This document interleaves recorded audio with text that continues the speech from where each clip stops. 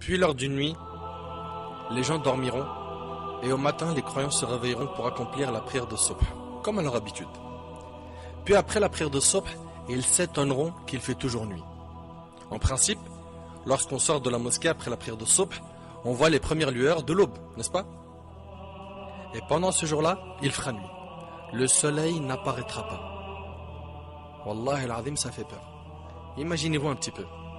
L'heure du Dhuhr arrive, il fait toujours nuit. L'heure du Asr arrive, pareil, il fait encore nuit. L'humanité entière assistera à ce jour-là. Ce jour qui est un grand signe de la fin des temps.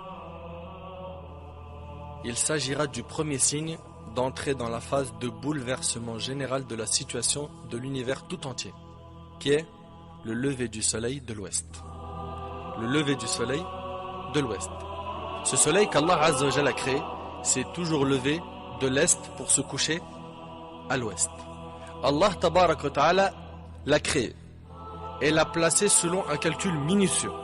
Le soleil est une créature d'Allah qui lui obéit. Allah Tabarak wa Ta'ala dit dans Sourate Yasin, Sourate 36, verset 38, et le soleil court vers un gîte qui lui est assigné. Et le soleil court vers un gîte qui lui est assigné. Telle est la détermination du Tout-Puissant, de l'Omniscient. C'est Allah Tabarak wa Ta'ala qui contrôle le soleil. Et la lune, nous lui avons déterminé des phases jusqu'à ce qu'elle devienne comme la palme vieille. Le soleil ne peut rattraper la lune, ni la lune devancer le jour, et chacun vogue dans une orbite.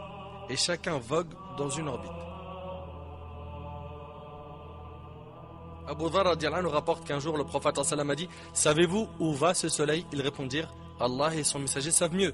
Il poursuivit: le soleil vogue jusqu'à aboutir à son gîte sous le trône. Alors il se prosterne et ne cesse de rester ainsi jusqu'à ce qu'il lui soit dit: lève-toi et retourne d'où tu es venu. Vous suivez? C'est Allah Tabaraka wa Ta'ala qui donne l'autorisation au soleil de se lever une nouvelle fois. Il retourne donc et se lève au matin de son levant, yani de l'est. Puis il vogue jusqu'à aboutir à son gîte sous le trône. Alors il se prosterne et ne cesse de rester ainsi jusqu'à ce qu'il lui soit dit: lève-toi, retourne d'où tu es venu. Il retourne donc et se lève au matin de son levant, yani de l'est. Puis il vogue sans que les gens n'y trouvent quoi que ce soit. C'est-à-dire que ça devient une chose normale. On a l'habitude maintenant de voir le soleil se lever de l'est et se coucher à l'ouest.